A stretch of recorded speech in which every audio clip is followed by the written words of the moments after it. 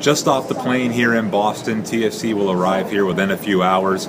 They'll then take the exhaustive bus ride, hour-long bus ride down to Foxborough, where they will train at Gillette Stadium ahead of tomorrow night's game against the New England Revolution. Just some team news for you. I expect Jozy Altidore to come back into head coach Greg Vanney's lineup. That should shift Giovinco out to the left wing, look for Marky Delgado to play on the right.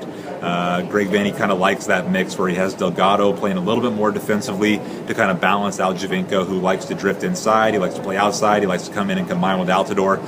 So he thinks that's the most balanced approach going forward in terms of playing behind the ball. In midfield, Benoit Cheyrou still suspended for this one, stemming from that red card last weekend in Colorado. TFC electing not to appeal that decision simply because they didn't think they'd win it. It's very rare for two cautions leading to a red card to be overturned in this league. I expect Jonathan Osorio, who saw some time last week coming off that knee injury, to actually come back into the lineup this week and start.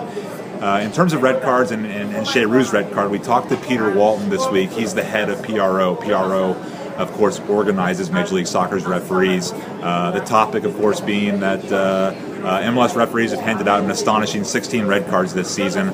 They're on pace to hand out 3 times as many red cards as has been handed out in the English Premier League this season. Walton, though, his answer was, my refs are going to continue to do what they're doing. They're simply applying FIFA law as written, and if MLS players are going to continue making these rash tackles, we're going to continue sending them off. So PRO not backing down and basically saying they're following the rules and applying the law quite literally. In terms of TFC team news, just a little rumor here. Tosaint Ricketts still very much on TFC's radar. He's the Canadian striker who has kind of bounced around Europe in recent years. The Reds think there's some value there. They think he offers experience, he has pace, he has athleticism. The only catch there is salary cap. Can TFC find a way to open up salary cap? And then, of course, what are Ricketts' demands going to be? They don't want to get a striker in on a lot of money who produces very little. So Ricketts would seem to be quite a risk considering his production in recent years. So that said, with Jozy Altidore likely gone this summer on international duty and Giovinco potentially gone, they need to get somebody in, and Ricketts could be that guy. Also coming down the pipe yesterday, I learned that the home opener, TFC's home opener, almost sold out. Under 2,000 tickets remain, so get those tickets. And TFC up above 20,000 season ticket holders for the second time in as many years. In terms of here in New England, TFC came here twice last year. They drew early in the season.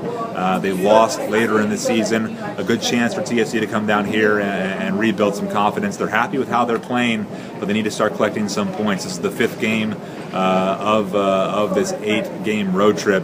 Of course, President Bill Manning saying he wanted 8 points from the first 8 road games, so TFC's halfway there, halfway through. So we'll be down at training later today, though.